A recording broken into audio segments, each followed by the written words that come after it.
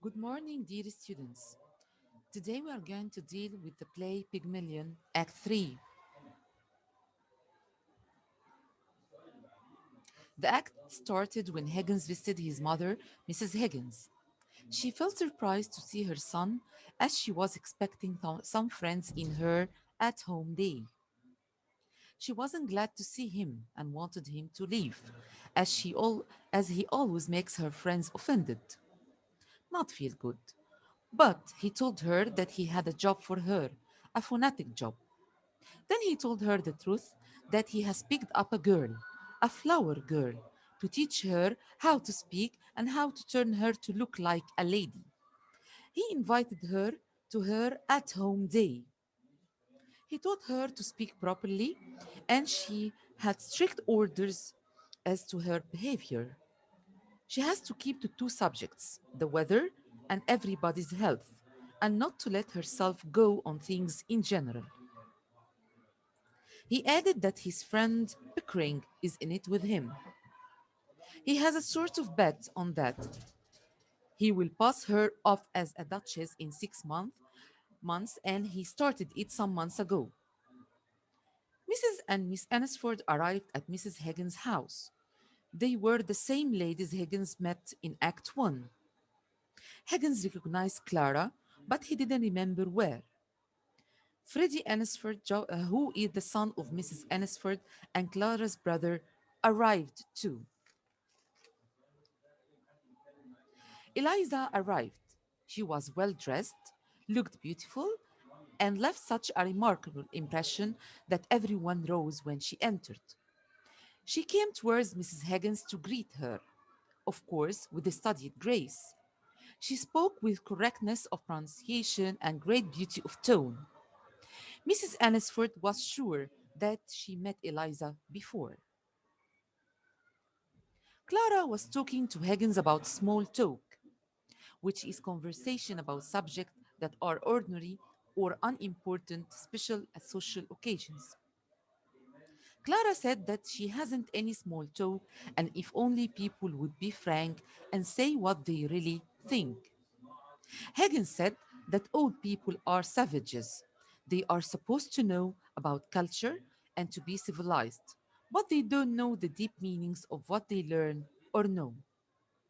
At this point, Eliza's lower class identity was shown through her upper class appearance, and that revealed both through her speech in the words, "They done the old woman in."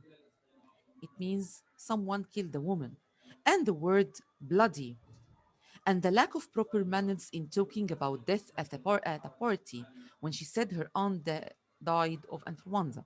The word bloody was considered obscene in George Bernard Shaw's time. Obscene means very bad to be said.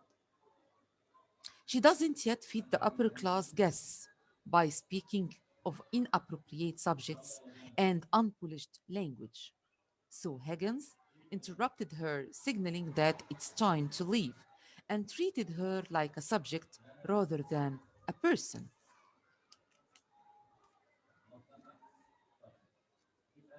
After Eliza left, Mrs. Annisford can't believe that Eliza's way of speaking is a new fashion that shows her how artificial ideas of proper manners or ways of speaking are.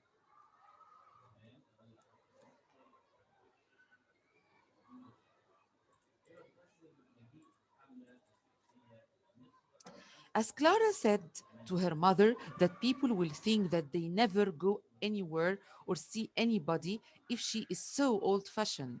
She added that such things are matter of habit and not right or wrong, proper or improper. Finally, Mrs. Higgins hinted that Eliza's won't be able to learn because Higgins himself has bad manners. She also talked about her worries that Higgins and Pickering are dealing with Eliza as if they are playing with a live doll. And she has some worries about what is the girl going to do after they finish the experiment. How is she going to live after living as a lady in the upper class? Higgins insists that his project is to entirely or completely transform Eliza, not only to help her pretend to be someone she is not, and that she can use all the advantages that he has given to her. But how? Here, let's stop to think. Do you really agree with Higgins' opinion? How can Eliza use the advantages and she is just a poor lady with just dirt? The manners and habits that disqualify a fine lady from earning her own living without giving her a fine lady's income. Can Eliza do this alone by herself after leaving Higgins' house? Do you really think that? Think about it.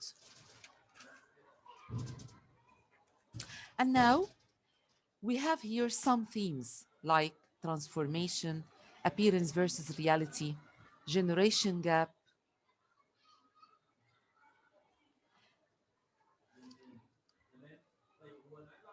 social class, and female struggle. And we have some points that may help you write on them. Please read them well. Thank you, everybody, and goodbye.